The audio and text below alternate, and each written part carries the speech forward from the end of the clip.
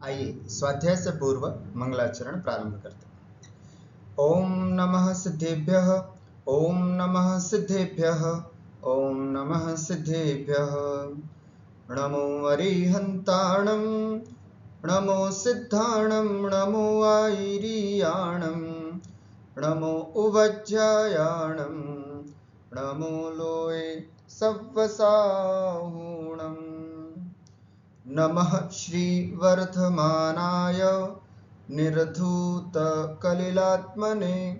सालोकानां त्रिलोकानां यद्विद्यादर्पणायते।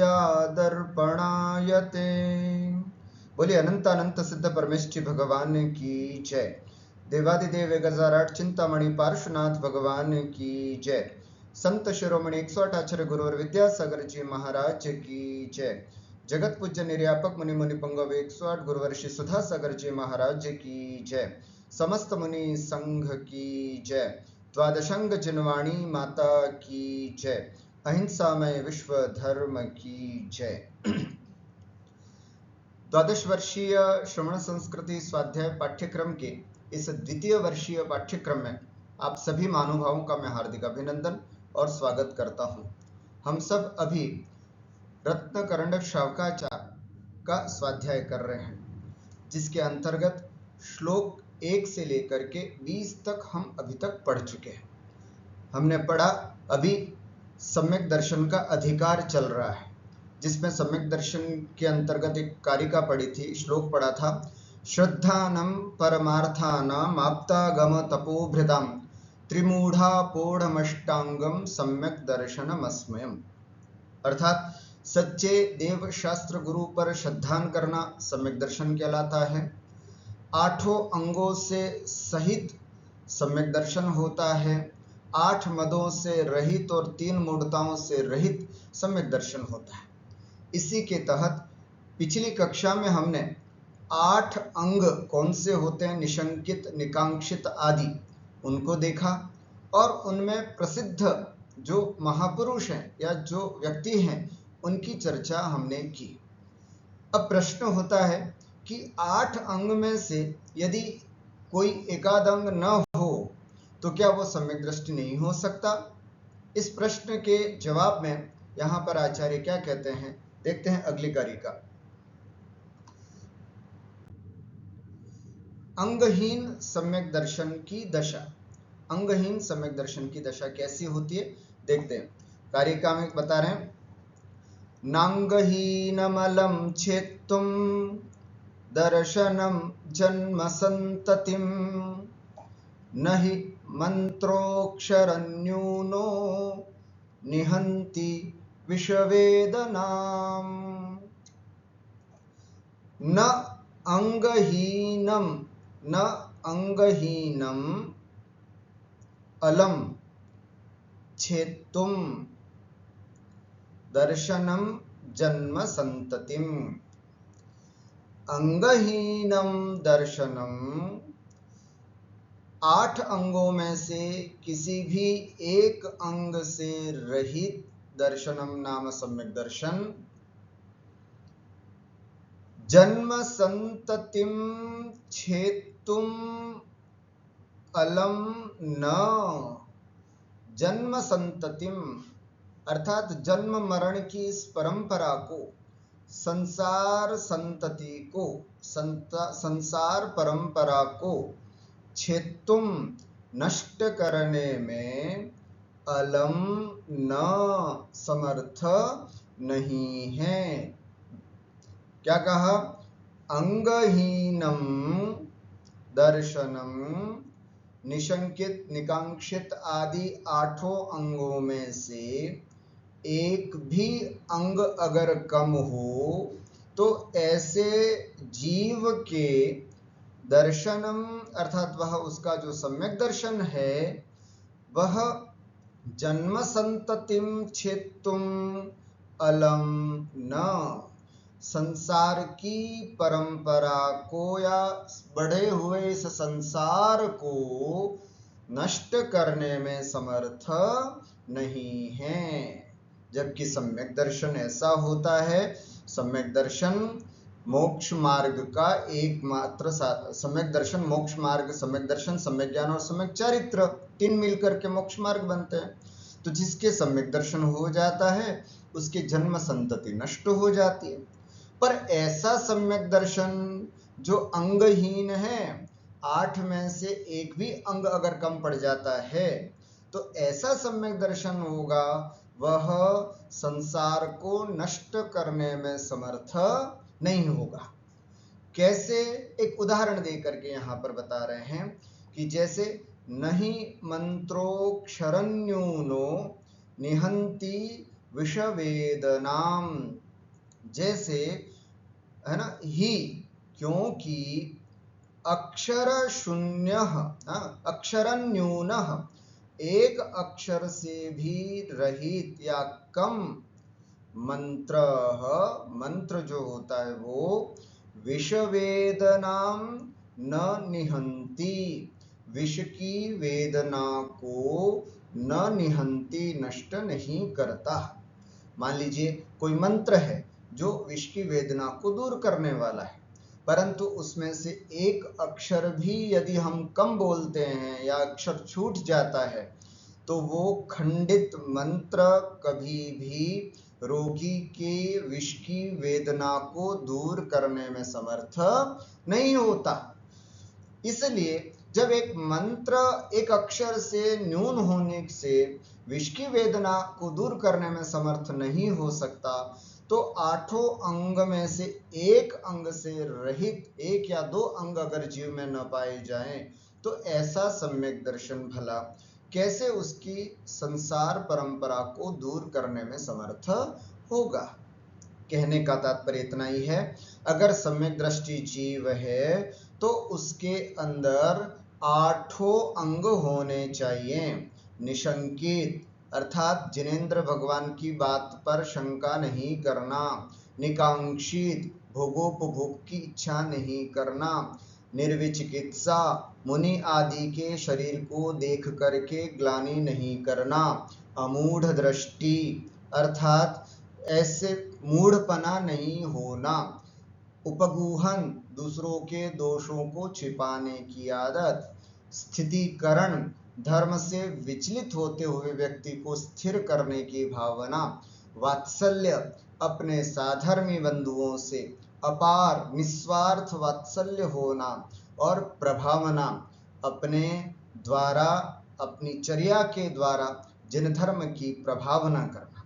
इन 8 में से यदि एक भी अंग कम होता है तो वह कभी भी मोक्ष मार्ग में साधक नहीं होता, हमें मुक्ति प्रदान कराने में साधक नहीं होता। धरसेन स्वामी और उनके 2 शिष्यों की कहानी हमने सुनी होगी। धरसेन स्वामी ने शुद्ध पंचमी के प्रसंग पर हम सुनते हैं, उन्होंने अपने दोनों शिष्यों को मंत्र की साधना करने के लिए कहा। उसमें से एक शिष्य को एक अक्षर कम दिया और एक शिष्य को एक अक्षर ज्यादा दिया, ऐसा मंत्र दिया। तो जिसको एक अक्षर कम दिया उसको जो देवी सिद्ध हुई वो कानी सिद्ध हुई, और जिसको एक अक्षर ज्यादा दिया उसको जो देवी सिद्ध हुई वो ज्यादा बड़े हुए दांत वाली देवी सिद्ध हुई। तो बाद में जब पता चला तो कम ज्यादा अक्षर है, उन्होंने ठीक किया, फिर सर्वांग सुंदर देवी प्रकट हुई। महानुभाव, जिस प्रकार से एक भी अक्षर से न्यून मंत्र कभी काम नहीं कर सकता, कभी किसी रोगी की पीड़ा को दूर नहीं कर सकता, ठीक उसी प्रकार 8 अंगों से युक्त सम्यक दर्शन ही मोक्ष मार्ग में सहायक है। एक भी अंग कम नहीं होना चाहिए। क्या लिखा? जैसे अक्षर न्यून मंत्र सर्प आदि की पीड़ा को दूर करने में असमर्थ होता है ना। एक भी अक्षर कम हो तो सर्प आदि से डसा हुआ व्यक्ति मंत्र आदि से दूर हो जाता ना, परंतु मंत्र खराब हो, गलत हो, तो वो कभी भी उस की विष वेदना को दूर नहीं कर सकता। उसी प्रकार एक भी अंग से हीन होने पर भी सम्यक दर्शन भी संसार परिभ्रमण से मुक्त कराने में अशक्त होता है। परिपूर्ण सम्यक दर्शन ही सार्थक होता है। इसलिए हमें चाहिए कि हम सम्यक दर्शन सच्चे देव शास्त्र गुरु पर श्रद्धान करने के साथ साथ आठों अंग से युक्त सम्यक दर्शन को हम अपने जीवन में धारण करें। एक भी अंग हमारा कम नहीं होना चाहिए, वात्सल्य भी होना चाहिए, उपगुहन भी होना चाहिए, निशंकित और निकांक्षित भी होना चाहिए, इत्यादि सभी अंग पूरे होते हैं तभी वह हमारी मुक्ति का साधक बनता है।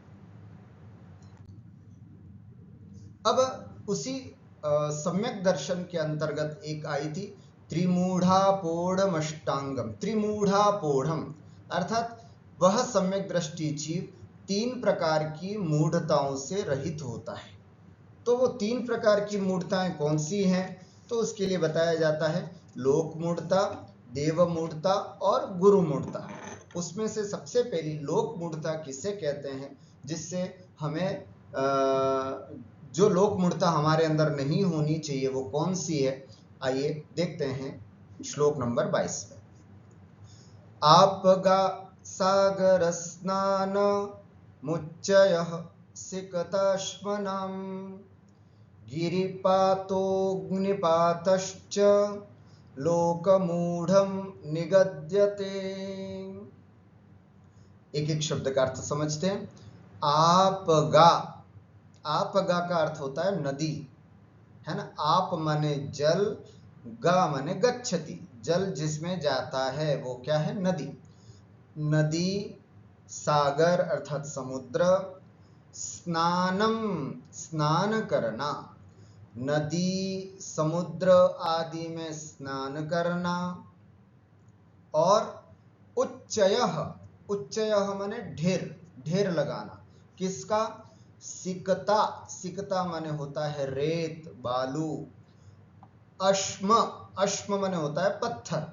सिकताश्मनाम बालू का, पत्थरों का, उच्चयः ढेर लगाना लोक मूढ़ता कहलाती है, धर्म मान करके।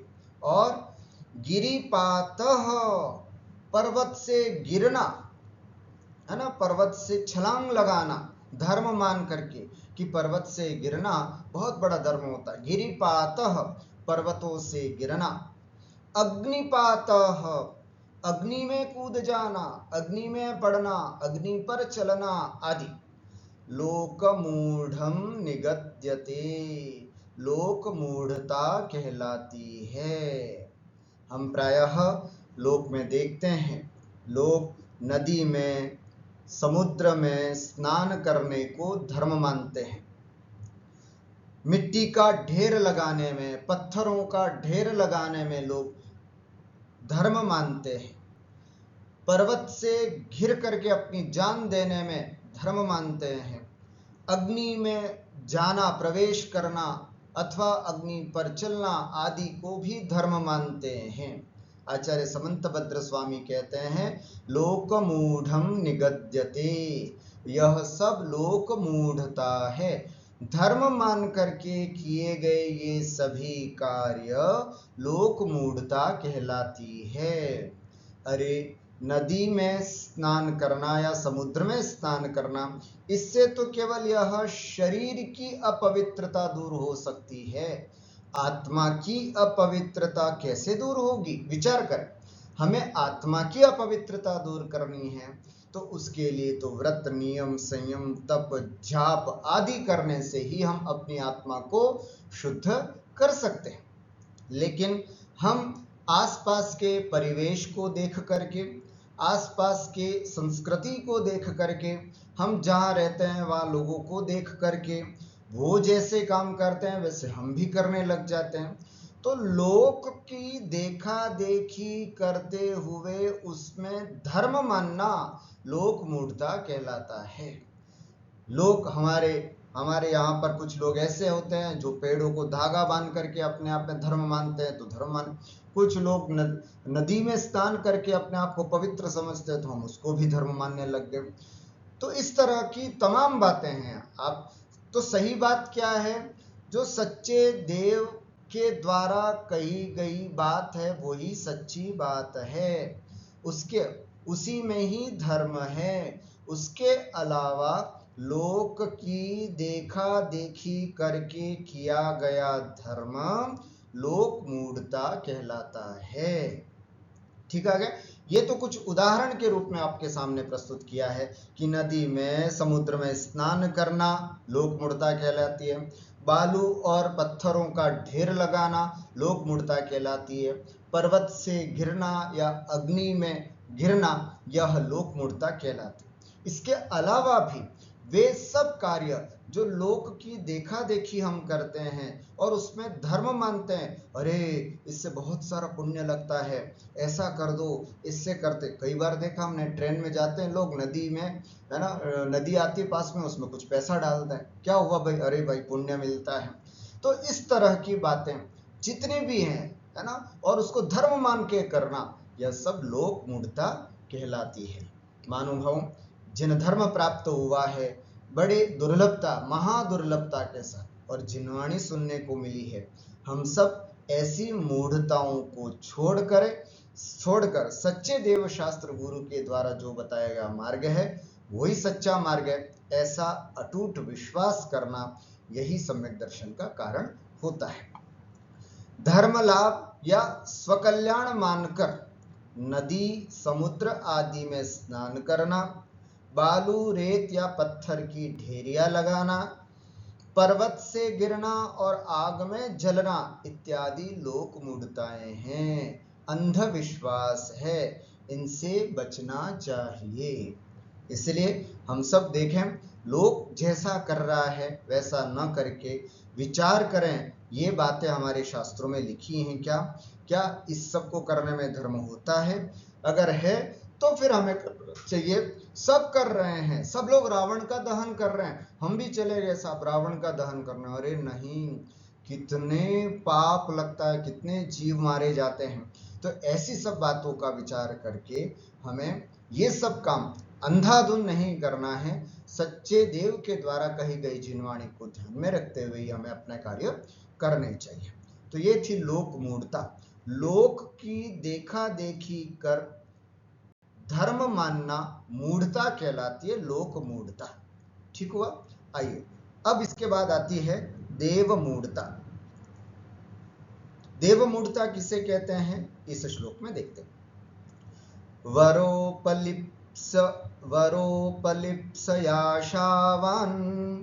राग द्वेष मलीमसाः देवता यदुपासीत देवता मूढ़मुच्यते।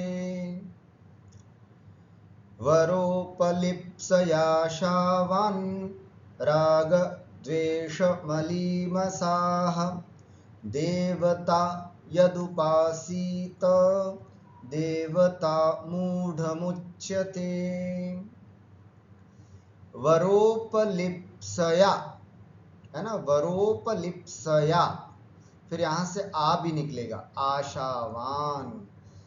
वर मने वरदान, वरोपलिप्सया वरदान को प्राप्त करने की इच्छा से, आशावान आशा से युक्त होते हुए, देवता यद उपासीत देवताओं की जो उपासना की जाती है, कैसे देवताओं की, राग द्वेष मलीमसाः, जो राग द्वेष से मलीमस है अर्थात मलिन है, जिनके अंदर अभी कषायें भरी पड़ी हुई हैं, राग और द्वेष जिनके परिणामों में निरंतर चलता रहता है, ऐसे देवताओं की यद उपासीत जो उपासना करते हैं या जिनके द्वारा उपासना या आराधना या पूजा की जाती है, देवता मूढ़म, देवता मूढ़, है ना, मूढ़म देवता मूढ़म, उसे देवता मूढ़ उच्यते, देव मूढ़ता कही जाती है, उसको देव मूढ़ता कहते हैं। बात समझ में आई? दो बातें इस पे लेना है। राग द्वेष से मलिन देवताओं की पूजा करना देव मूढ़ता कहलाती है। दूसरी, किस इच्छा से, वरोपलिप्सया, वरदान प्राप्ति की इच्छा से। अरे यहाँ जाएंगे तो हमें वरदान की प्राप्ति होगी, हमारे रुके हुए सभी काम हो जाएंगे, हमारी शादी नहीं हुई, हमारी नौकरी नहीं लगी, हमारे बच्चों का काम सही नहीं चल रहा है, इस भावना से ऐसे देवी देवताओं की पूजा करना जो राग द्वेष से मलिन हैं, तो यह देव मूढ़ता कहलाती है। सच्चे देव कैसे होते हैं? जो वीतरागी, सर्वज्ञ और हितोपदेशी होते हैं, वही सच्चे देव होते हैं। उसके अलावा जितने भी हैं वे सब अदेव है ना, वो सब देवता की श्रेणी में नहीं आते। उनके पास जा करके है ना, वरदान प्राप्ति की इच्छा से उनकी पूजा करना, उनकी स्तुति वंदना करना, है ना, धर्म मान करके उनको अपने आराध्य मानना, ये सब देव मूढ़ता कहलाती है। विचार करें, क्या कोई देवी देवता हमें सुख और दुख प्रदान कर सकता है? कभी नहीं।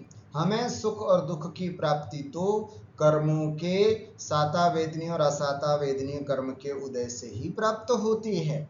असाता कर्म का उदय होगा तो दुख मिलेगा, साता कर्म का उदय होगा तो सुख की प्राप्ति होगी। इसलिए सुख और दुख की प्राप्ति की इच्छा से लाभांतराय कर्म का उदय क्षयोक्षम होगा तो हमें लाभ होगा, और अंतराय कर्म दूसरा लाभांतराय कर्म का उदय क्षयोक्षम होगा तो कुछ प्राप्त होगा, और लाभांतराय कर्म का उदय होगा तो हमें लाभ नहीं होगा। तो ये सब कर्मों के अधीन है ना। इसलिए हम इन सब चीजों को प्राप्त करने की इच्छा से यदि हम राग द्वेष और कषायों से युक्त देवी देवताओं की पूजा करते हैं, वंदना करते हैं, यहाँ तक कि लोकांतिक देव, सौतर्भ इंद्र, सर्वार्थ सिद्धि के देव, इनकी भी पूजा नहीं करना, जबकि ये सब सम्यक दृष्टि हैं, एक भवावतारी हैं, ये भी वर्तमान में राग द्वेष से मलिन है, इसलिए इनकी भी पूजा नहीं करना। उनकी तो कहना ही क्या, जो पूरी तरह से राग द्वेष से युक्त हैं, जिनके सम्यक्त्व होने, एक भवावतारी तो बात दूर, सम्यक्त्व होने पर भी अभी शक है कि पता नहीं सम्यक दर्शन है या नहीं, उन सब की पूजा करना और अन्य मतावलंबी देवी देवताओं की पूजा करना तो बहुत दूर की बात, नहीं करना चाहिए। इसलिए जैन हो, जैन कुल में पैदा हुए हैं तो सच्चे देव का स्वरूप समझ करके हमें सच्चे देव की ही पूजा और आराधना करनी चाहिए। राग द्वेष से मलिन देवताओं की आराधना करके हम अपने सम्यक दर्शन को मलिन न बनाएं, हम अपने सम्यक को खराब न करें, मलिन न करें, ऐसा हमें यहाँ पर आचार्य समंतभद्र स्वामी कह रहे हैं।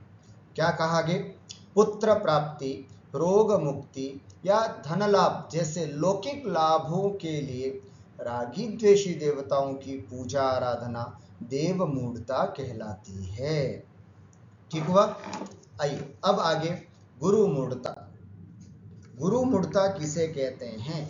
अर्थात सच्चे गुरु के अलावा और किसी को भी गुरु मान करके पूजना गुरु मूढ़ता कहलाती है। आचार्य समंतभद्र स्वामी क्या कहते हैं, देखते हैं।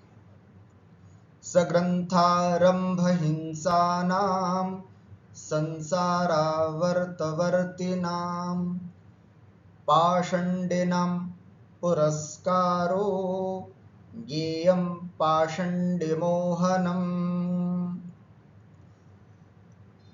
सग्रंथारंभ हिंसानां संसारावर्तवर्तिनां पाखंडिनां, कहीं पर पाखंडी भी है, कहीं पर पाषंड भी है, पाखंडिनां पुरस्कारो ज्ञेयं पाखंडिमोहनम्। क्या कहा? ऐसे गुरुओं को नहीं मानना। ऐसे गुरु, कैसे गुरुओं को नहीं मानना? सग्रंथ, ग्रंथ मन कहलाता है परिग्रह, सग्रंथ परिग्रह से सहित, आरंभ आरंभ से सहित, हिंसा और हिंसा से सहित। परिग्रह, आरंभ और हिंसा से समन सहित संसारावर्तवर्तिनाम, और संसार के आवर्तमन भ्रमण के कारण, है ना, संसारावर्तवर्तिनाम, संसार भ्रमण के जो कारण वाले कार्य हैं उन कार्यों में ही जो लगे रहते हैं, संसार को बढ़ाने वाले जो कारण हैं, राग करना, द्वेष करना, किसी को अपना बनाना, किसी को वरदान देना, किसी को श्राप देना, ये सब संसार को बढ़ाने वाले कार्य हैं।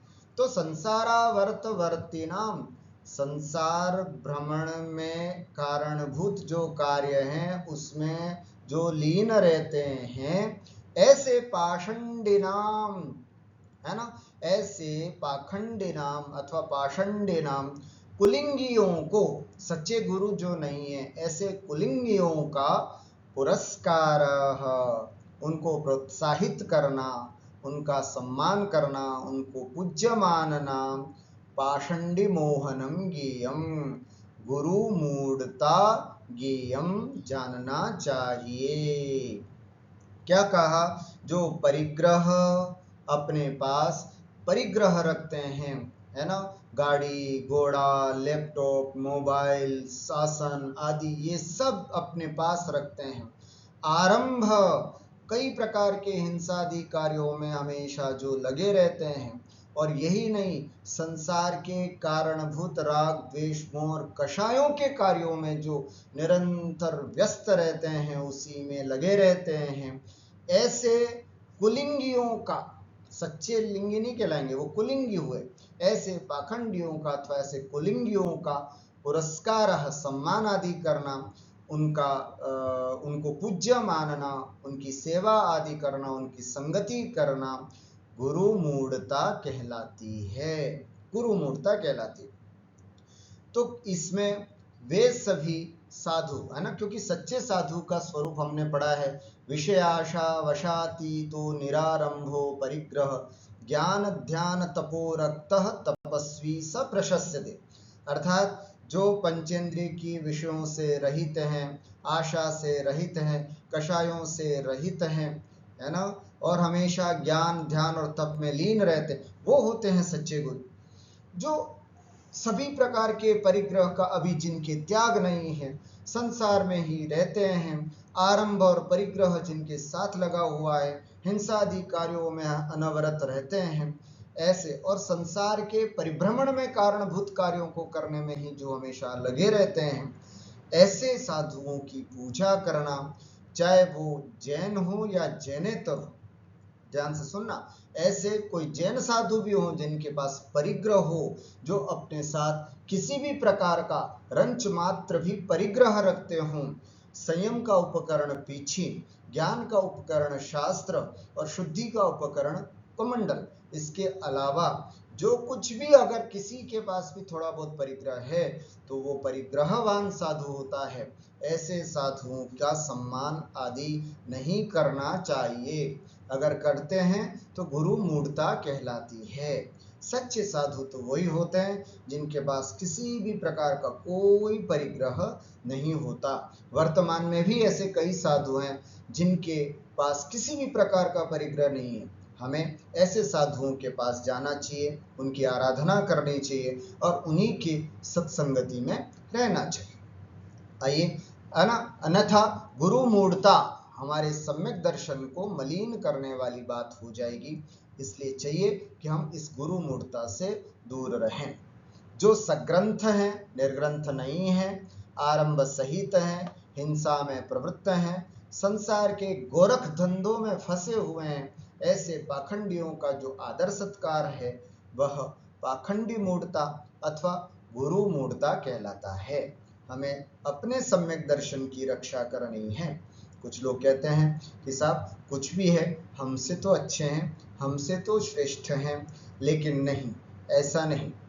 आगे आचार्य समंतभद्र स्वामी ही कहेंगे कि श्रावक धर्म का पालन करने वाला श्रावक श्रेष्ठ है उस मुनि से जो मुनि धर्म का पालन नहीं कर रहा है। परिग्रह से सहित मुनि, परिग्रह से सहित श्रावक के द्वारा पूजनीय नहीं है। अर्थात श्रावक अपने षट आवश्यक कार्यों को करता है अथवा कोई व्रती व्रतों का पालन कर रहा है निर्दोष निरतिचार पूर्वक, तो वो श्रेष्ठ है बजाय उस मुनि के जो ग्रंथ परिग्रह आरंभ हिंसा आदि कार्यों में लगे हुए हैं। तो इसलिए हमें ये ध्यान रखना है, श्रेष्ठता और पूज्यता गुणों से होती है, हमें किसी व्यक्ति विशेष से इसमें कोई मतलब नहीं होना चाहिए। तो हमें तो अपने सम्यक्त्व की रक्षा करनी है, हमें अपने सम्यक्त्व का ध्यान रखना है। तो हमें ऐसे गुरुओं का साथ नहीं रखना है, ऐसे गुरुओं की संगति नहीं करनी है जो आरंभ और परिग्रह से सहित हो। हमें अपने जीवन में गुरु जरूर बनाना है, ऐसे गुरु जो बिल्कुल शास्त्रों में बताए गए जैसा स्वरूप है वैसा स्वरूप जिनके पास है वही हमारे सच्चे गुरु। ऐसा नहीं कि हमारा पूरा जीवन बिना गुरु के निकल जाए। वर्तमान में ऐसे कई साधु हैं जो इस प्रकार की चर्या को करते हैं, तो हमें उनके पास जा करके उन्हें उनकी शिष्यता को ग्रहण करना चाहिए और एक न एक जीवन में गुरु जरूर होना चाहिए जिसके पास साल भर में एक बार कम से कम एक बार जा करके हम अपने किए गए पापों का प्रक्षालन कर सकें।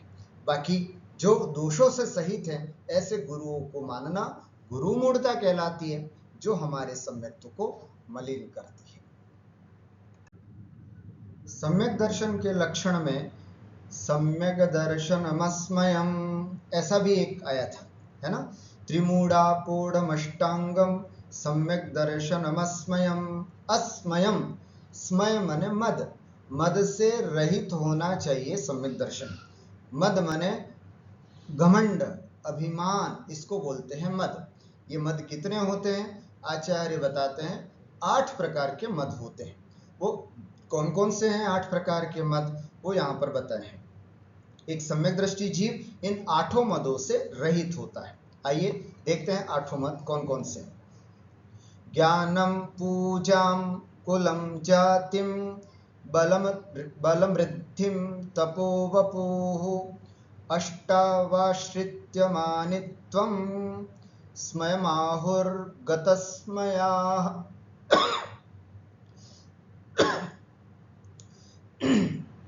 ज्ञानम, ज्ञान, पूजा, प्रतिष्ठा, कुलम, पिता के कुल, पिता का वंश कुल कहलाता है।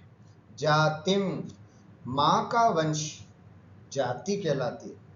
बलम, बल यहाँ से री निकलेगा। रिद्धिम है ना, धन संपत्ति का मद। तपो, तप का मद। वपुः और शरीर का मद। अष्टौ आश्रित्य, इन 8 पदार्थों का आश्रय लेकर के मानित्वम, मान करना, घमंड करना। स्मयम आहु, अर्थात उसे ही मद कहते हैं, उसे ही मद कहते हैं। कौन कहते हैं? तो गतस्मयाः, स्मय मने मद, मद से रहित जिनेंद्र भगवान गणधर परमेष्ठी आदि इन 8 के आश्रित जो मान होता है उसे ही मद कहते हैं। मद इन 8 के आश्रित होने वाला घमंड जो होता है वो मद कहलाता है। कितने प्रकार का होता है? 8 प्रकार, मोटे मोटे रूप में 8 प्रकार का बताया है। बाकी वो हर वस्तु, वो हर पदार्थ जिसको ले करके आत्म परिणामों में अभिमान हो जाए वे सब मद कहलाते हैं। यहाँ पर 8 की चर्चा की है। इन 8 विशेष रूप से संसार में जितने भी मद हैं वो प्राय इन 8 में ही समाहित हो जाते हैं, है ना। इसलिए आचार्य ने बहुत सोच समझ करके इन 8 प्रकार के मदों को यहाँ पर गिनती की है। ज्ञान का मद, सम्यक दृष्टि जीव ज्ञान का मद नहीं करता, वो विचार करता है कि मेरे में क्या ज्ञान है। केवली भगवान में, गणधर परमेष्ठियों में, बड़े बड़े जो आचार्य हुए हैं उनमें जो ज्ञान था उसके मुकाबले तो मुझे उनके बूंद के बराबर भी ज्ञान नहीं है। ज्ञान का मत सम्यक दृष्टि नहीं करता। पूजा, प्रतिष्ठा का मत, अरे जो प्रतिष्ठा चक्रवर्ती को प्राप्त होती है ना, बलभद्र को प्राप्त होती है, वो प्रतिष्ठा मुझे कहाँ प्राप्त होती है? कुछ भी नहीं। कुल का मद, पिता का वंश हो चाहे माता का वंश हो, बल का है ना, अपने शरीर का बल का मद होना, रिद्धि का मद होना, है ना। रिद्धि का मतलब होता है बहुत धन संपदा। अरे मेरे पास क्या धन संपदा है, जितनी चक्रवर्ती के पास हुआ करती थी, है ना। बड़े बड़े धनपति हो चुके हैं, है ना, लेकिन ये सब संपदा यहीं की यहीं रह जाती है, कुछ भी साथ में नहीं जाती। एक ज्ञानी जीव कभी भी उस धन संपत्ति को लेकर के मद या अभिमान नहीं करता है। तप का मद, है ना, तप के बारे में ज्ञानी जीव विचार करता है कि ओहो मुझे यह मद नहीं करना चाहिए। आचार्य शांति सागर जी ने, जिन्होंने हजारों, 9,000, 10,000 उपवास किए हैं अपने जीवन में, मैं कितना उपवास कर सकता हूँ, 5, 7, 10, 15, 20, बस उस बात को लेकर के यदि मैं घमंड करता हूँ तो ये मेरा मद होता है ना। शरीर का मद, मेरा शरीर सुंदर है, मैं बहुत अच्छा लग रहा हूँ, इस तरह का भाव आत्मा में आना मद कहलाता है। ठीक हुआ, याद रखना। ज्ञानम पूजाम कुलम जातिम बलम रिद्धिम तपो वपुहु, इन 8 के आश्रित हो करके मानित्वम, जो मान किया जाता है, घमंड किया जाता है, स्वयं आहु, यही मद कहलाता है। कौन कहते, किसने कहा है ऐसा? गतस्मयाः, स्मय माने मद से रहित, जो निर्मद हैं हमारे तीर्थंकर भगवान गणधर परमेष्ठी आचार्य हुए, उन्होंने यह मद की परिभाषा बताई है। महानुभाव, अगर हमें सम्यक दर्शन की प्राप्ति करनी है तो यह एक सम्यक दृष्टि जो जीव होता है वो कभी भी किसी भी प्रकार का मद नहीं करता है। ज्ञान, पूजा, कुल, जाति, बल, रिद्धि, तप और देह, इन 8 का आश्रय लेकर के जो गर्व करता है, मद रहित पुरुष, सर्वज्ञ भगवान उन्हें मद कहते हैं। ठीक हुआ। मद से हानि क्या होता है मद करने से, तो उसका परिणाम यहाँ पर बता रहे हैं। अगर हम मद करते हैं तो उससे क्या हानि होगी, देखिए। स्मयेन योन्यानत्येति धर्मस्थान गर्विताशयः, सोत्येति धर्ममात्मीयं, न धर्मो धार्मिकैर्विना। स्मयेन, मद से, यो माने यह, जो, अन्यान, अन्य लोगों का, अत्येति, तिरस्कार करता है।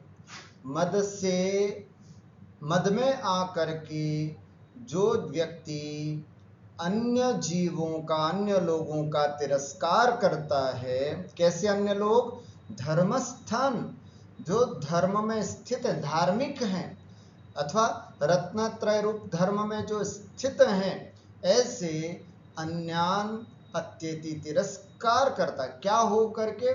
गर्विताशयः, गर्विताशय माने गर्वित हो करके, अभिमानी हो करके, घमंडी हो करके, घमंडी बन करके धर्म में स्थित अन्य लोगों का तिरस्कार करता है। सह, सही मायने में देखा जाए तो सह माने वह, अत्येति, तिरस्कार करता है, धर्मम आत्मीयम, आत्मीयम धर्मम, अपने धर्म का ही तिरस्कार करता है। क्यों? क्योंकि न धर्मो धार्मिकैर्विना, धार्मिकै ही बिना, धर्मात्माओं के बिना धर्म नहीं होता है, धर्म नहीं होता, है ना। कोई व्यक्ति अब मद से चूर हो करके जो धर्म में स्थित हैं, धार्मिक हैं, ऐसे लोगों को तिरस्कार करता है। ये क्या लोग हैं, ये क्या दान करते हैं, ये क्या तपस्या करते हैं, ये क्या पूजा करते हैं, जितनी अच्छी पूजा हम करते हैं। सोचो, हमारे अपने साधर्मी हैं और हमने अभिमान के वश में आकर के अपने साधर्मियों की, जो धर्म में स्थित हैं, धार्मिक लोग हैं, ऐसे लोगों की यदि हमने तिरस्कार किया, ऐसे लोगों को यदि हमने अपमान खुद अभिमानी हो करके ऐसे लोगों का यदि हम अपमान करते हैं तो ध्यान रखना, यह अपमान उनका नहीं है, ये अपमान कहीं न कहीं हमने अपने धर्म का अपमान किया है। किसी पूजा करने वाले व्यक्ति का अपमान करने का मतलब वह अपमान उसका नहीं है, मैंने अपने धर्म का अपमान किया है। आपने जिनदत्त सेठ की कहानी सुनी होगी। क्षुल्लक वेश में आए हुए उस व्यक्ति का यदि वह अपमान कर देते सबके सामने, तो वो अपमान क्षुल्लक का नहीं होता बल्कि जैन धर्म का अपमान हो जाता। दान देते हुए किसी व्यक्ति का आपने मद में अभिमान में आकर के किसी का अपमान किया, क्या दान दिया है तूने, इतना कोई दान होता है क्या, ऐसे अपमान अगर आपने किया है तो ध्यान रखना उस दानी व्यक्ति का अपमान नहीं किया है, हमने वह अपमान अपना स्वयं का, अपने धर्म का, अपने जिन धर्म का अपमान किया है। क्यों? न धर्मो धार्मिकैर्विना, इन सभी धर्मात्माओं के बिना तुम्हारा धर्म है ही नहीं। दानी न हो, पूजा करने वाला न हो, संयमी न हो, व्रती न हो, इन सब को देख करके यदि हम इनका तिरस्कार करते हैं, स्वयं मद में आकर के इनको छोटा दिखाते हैं, इनसे झगड़ा करते हैं, है ना, इनको अपमानित करते हैं, कुल मिलाकर के हम यदि अपने साधर्मी भाइयों से, है ना, विवाद करते हैं, विषाद करते हैं, उनसे झगड़ा करते हैं, तो ध्यान रखना कहीं न कहीं हम अपने धर्म का ही अपमान कर रहे हैं, क्योंकि इन धर्मात्माओं के बिना धर्म होता ही नहीं है। ये सब धर्मात्माएं हैं, ये जैन धर्म के अनुयायी जितने भी लोग हैं, अगर ये हैं, समाज है तो मैं हूं, अन्यथा मेरा भी क्या अस्तित्व है। ये धार्मिक लोग हैं तो मेरा धर्म चल रहा है।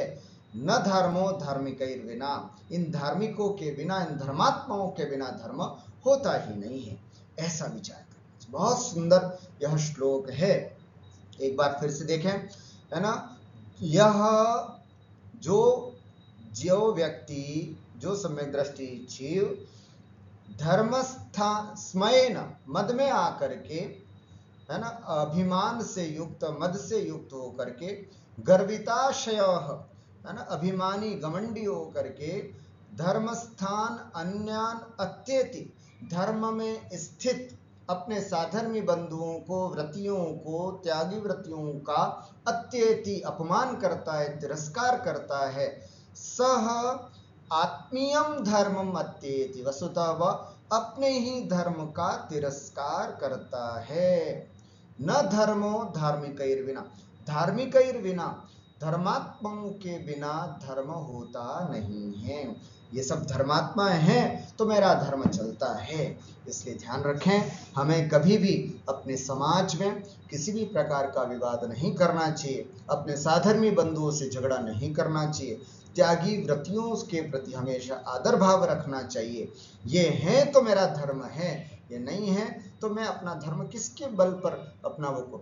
इसलिए थोड़ा सा हम अभिमान में आकर के, मद में आकर के, मद से हानि बता रहे इसमें, हम अपने अभिमान में, घमंड में आकर के हम अपने ही साधर्मियों का यदि तिरस्कार करते हैं तो ध्यान रखना हम कहीं न कहीं अपने धर्म का ही तिरस्कार कर रहे हैं। जो गर्व के वशीभूत रत्नत्रय रूप धर्म में स्थित धार्मिकों की अवमानना करते हैं, वह निश्चय से अपने ही धर्म की अवज्ञा करता है, क्योंकि यह एक ध्रुव सत्य है कि धार्मिकों के बिना धर्म का अस्तित्व नहीं है। ये सब धार्मिक हैं तभी तो मेरा धर्म है, इसलिए हमें इनका अपमान कभी भी नहीं करना चाहिए। ये मद से हानि बताई यहाँ पर।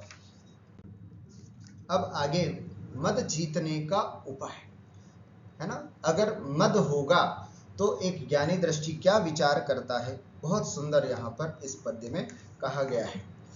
यदि पाप निरोधोन्य संपदा किं प्रयोजनम, अथ पापाश्रवोस्त्यन्य संपदा किं प्रयोजनम। यदि पाप निरोधोन्य संपदा किं प्रयोजनम, अथ पापाश्रवोस्त्यन्य संपदा किं प्रयोजनम। यदि पाप निरोधः, यदि पाप को रोकने वाला रत्नत्रय धर्म यदि है हमारे पास, पाप निरोध धर्म, पाप को रोकने वाला सम्यक दर्शन, सम्यक ज्ञान और सम्यक चारित्र रूपी रत्नत्रय रूपी धर्म यदि मेरे पास है, अन्य संपदा किम प्रयोजनम, तो और भौतिक सुख संपदाओं से क्या प्रयोजन। कितनी सुंदर बात बताई। पाप को रोकने वाला रत्नत्रय धर्म यदि मेरे पास है तो भौतिक सुख संपदाओं से क्या प्रयोजन। और यदि अथवा अथवा अथवा यदि पापाश्रव, है ना, पापाश्रव अस्ति, और यदि कदाचित पाप का आश्रव है, पाप निरोध रूप रत्नत्रय धर्म नहीं है ना, सम्यक दर्शन, सम्यक ज्ञान, सम्यक चारित्र नहीं है, और पाप का आश्रव करने वाले मिथ्या दर्शन, मिथ्या ज्ञान, मिथ्या चारित्र है, दिन भर राग द्वेष मोह और कषाय में लगा रहता हूं, तो भी अर्थात निरंतर पाप का आश्रव हो रहा है, तो भी आचार्य कहते हैं अन्य, है ना, संपदा, अन्य संपदा किम प्रयोजनम, तो फिर और संपदाओं से, तब भी और संपदाओं से क्या प्रयोजन। क्यों? क्योंकि यदि निरंतर पाप का आश्रव कर रहे हैं, निरंतर हम पाप का अर्जन कर रहे हैं, तो जब ये पाप का उदय आएगा तो कितनी भी संपदा इकट्ठी कर लें, वो सब एक न एक दिन नश्वर, नष्ट हो जाने वाली। पाप से कमाई गई संपत्ति वापस पाप में ही जाती है। इसलिए अगर पापाश्रव अथ पापाश्रव अस्ति, पाप का आश्रव है, पाप का आश्रव कराने वाले खोटे कार्य यदि मैं करता हूं, तो भी अन्य संपदा किम प्रयोजनम, तब भी इस अन्य संपत्ति से क्या प्रयोजन। क्यों? क्योंकि उस पाप का उदय जब आएगा तो निश्चित रूप से वो जितना भी संपदा मैंने इकट्ठी की वो सब नष्ट हो जाने वाली है। ठीक है। यदि किसी के पास पाप निरोध के लिए रत्नत्रय निधि है तो फिर उसे अन्य किसी भी संपदा की क्या आवश्यकता। रत्नत्रय जिसके पास है और लौकिक संपदा से प्रयोजन ही क्या। और यदि किसी के पास पापाश्रव मिथ्या दर्शन आदि है तो फिर अन्य लौकिक संपदाओं की भी क्या सार्थकता है, क्योंकि उस पाप के आश्रव से जब वो पाप का उदय होगा तो वो सब कालांतर में नष्ट होगी ही होगी। ऐसा विचार करके मद नहीं करना चाहिए। हम अपने, है ना, जब कभी रिद्धि का मद हो, प्रतिष्ठा का मद हो, ज्ञान का मद हो, तब एक ज्ञानी जीव ये विचार करता है कि अरे रत्नत्रय मुझे जरूरी है, मद जरूरी नहीं है। रत्नत्रय है तो इन सब प्रकार की संपदाओं से मुझे कोई प्रयोजन नहीं, और रत्नत्रय नहीं है, मिथ्यात्व मेरे पास है, तो कितनी भी संपदा मैं क्यों न अर्जन कर लूं, उससे कोई भी मेरे कार्य की सिद्धि नहीं होगी। ऐसा विचार करके एक ज्ञानी जीव कभी भी मद नहीं करता है। ये बहुत सुंदर कारिका है, ये जरूर हमें याद होनी चाहिए, कंठस्थ होनी चाहिए, और इसको हमें अपने जीवन में भी उतारना चाहिए। सम्यक दर्शन की महिमा को बताने वाला यह कारिका है, आज की कक्षा की अंतिम कारिका। देखते हैं। सम्यक दर्शन संपन्न मपि मातंग देहजम देवा देवं विदुर्भस्म गूढ़ांगारांतरौजसं। सम्यक दर्शन संपन्न मपि मातंग देहजं देवा देवं विदुर्भस्म गूढ़ांगारांतरौजसं। सम्यक्त्व की महिमा बता रहे हैं आचार्य पूज्यपाद स्वामी। सम्यक दर्शन की चर्चा हो गई, है ना, सच्चे देवशास्त्र गुरु को मानना, है ना, उसके अलावा सच्चे देवशास्त्र गुरु को मानना, 3 मूढ़ताओं से रहित होना, 8 अंगों से सहित होना, 8 मद से रहित होना, और 8 शंका आदि दोषों से रहित होना, 6 अनायतनों से रहित होना, यही सच्चा सम्यक दर्शन कहलाता है। अब ऐसा सम्यक दर्शन प्राप्त हो जाता है तो इसकी क्या महिमा है, इसको यहाँ पर इस श्लोक के माध्यम से, सम्यक दर्शन की महिमा, क्या महात्म्य है सम्यक दर्शन का, उसको यहाँ पर हम समझते हैं।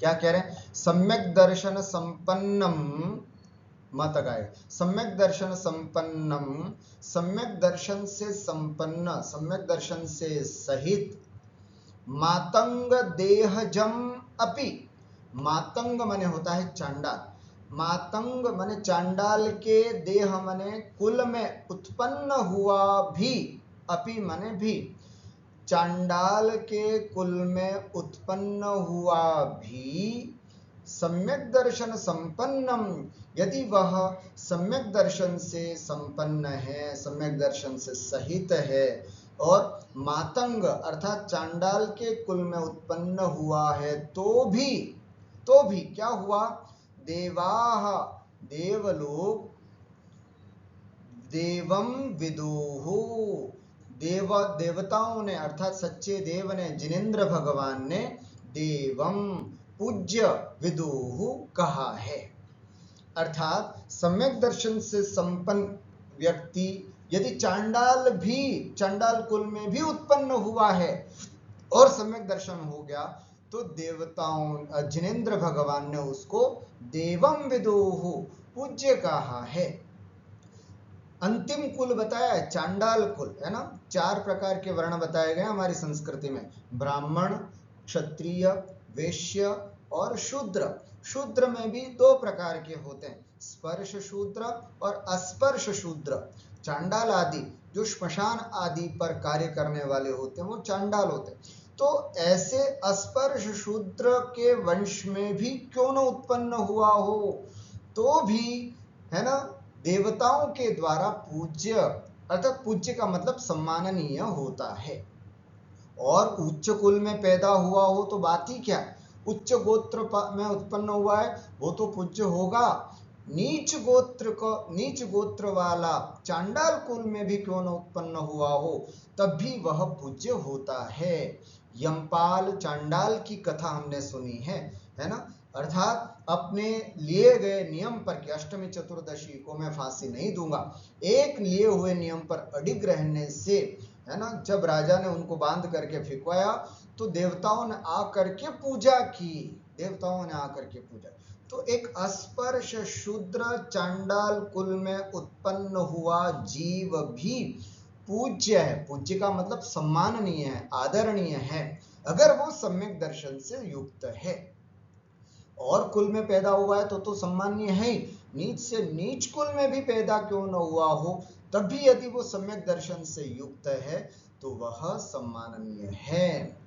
कैसा है वो जीव, तो कहते हैं भस्म, है ना, विदुः यहां से निकलेगा भस्म गूढ़ांगारांतरौजसम। भस्म माने राख, गूढ़ माने ढके हुए, अंतरंग, है ना, गूढ़ांग अंतरंग में ढके हुए, अंतरौज अंगारांत, है ना, अंगारांतर माने अंगार के भीतर, औजसम जैसे राख से ढके हुए अंगार के भीतरी प्रकाश के समान, है ना। ऊपर तो भले ही राख से ढका हुआ है ना, लेकिन अर्थात ऊपर से भले ही चांडाल कुल में पैदा हुआ है शरीर, लेकिन अंदर रत्नत्रय से, अर्थात रत्नत्रय तो नहीं, सम्यक दर्शन से पवित्र होता है। कहते हैं कि ब्राह्मण, क्षत्रिय और वैश्य कुल में उत्पन्न हुए व्यक्ति, है ना, व्रत महाव्रतों को अंगीकार कर सकते हैं। स्पर्श शूद्र भी क्षुल्लक यल्लक आदि बनने की योग्यता रखता है, लेकिन अस्पर्श शूद्र केवल सम्यक दर्शन युक्त ही हो सकता है, वह व्रत संयम आदि को धारण नहीं कर सकता। तो इसलिए, है ना, व्रती भी बन सकता है लेकिन क्षुल्लक यल्लक नहीं बन सकता। अस्पर्श शूद्र क्षुल्लक आदि पद को प्राप्त नहीं कर सकता, व्रत धारण कर सकता। तो ऐसे में वो ऐसा करने पर भी मतलब पंचम गुण स्थान तक भी आ सकता है, लेकिन क्षुल्लक और यल्लक वह नहीं बन सकता। तो ऐसे में वो पूज्यता को, सम्यक दर्शन की प्राप्ति होने के कारण पूज्यता को प्राप्त जरूर कर सकता है। ये बात यहाँ पर हम देखते हैं। क्या कहा, जो व्यक्ति सम्यक दर्शन से समृद्ध या संपन्न है वह चांडाल पुत्र होने पर भी देवों में श्रेष्ठ है। देवता उसकी भी वंदना करते हैं, उसकी भी पूजा करते हैं। ओहो, क्या नियम है, क्या सम्यक्त्व है, क्या दृढ़ता है आपकी सच्चे देवशास्त्र गुरु के प्रति, ऐसा कह करके देव भी उनका सम्मान, आदर और सत्कार करते हैं। यहाँ पूज्य का मतलब आदर सत्कार करना है। उनकी उसकी स्थिति उस अंगारे की तरह है जो बाहर से राख से ढका हुआ है किंतु अंतरंग में तेज और प्रकाश से युक्त है। ऐसा सम्यक दर्शन, जब ऐसा अस्पर्श शूद्र भी पूज्य होता है तो हम सब तो जैन कुल में पैदा हुए हैं, हमारी महिमा ही अलग है। हम तो सम्यक दर्शन सम्यक ज्ञान के साथ साथ सम्यक चारित्र को भी जीवन में धारण कर सकते हैं। व्रत नियम संयम क्षुल्लक महाव्रत आदि भी धारण कर सकते हैं। तो हमारी तो बात ही क्या। आचार्य समंतभद्र स्वामी कहीं ना कहीं हमको इस बात से यह इंगित कर रहे हैं कि सम्यक दर्शन और सम्यक ज्ञान को प्राप्त कर लेने के बाद हमें सम्यक चारित्र की तरफ भी बढ़ना चाहिए और आगे व्रत नियम और संयम को भी धारण करना चाहिए, तभी हमें अपने जीवन की सार्थकता समझना चाहिए। तो आज इतना ही, इसी भावना के साथ कि हम सब सम्यक दर्शन का यह अधिकार चल रहा है, पहला सम्यक दर्शन का अधिकार, उसमें हमने सम्यक दर्शन किसे कहते हैं, है ना, और सम्यक दर्शन की महिमा, इन सब बातों को अभी तक देखा है और आगे के विषय को आगे की कक्षा में देखते हैं। तब तक के लिए जय जिनेन्द्र। बोलिए द्वादशांग चिन्वाणी माता की।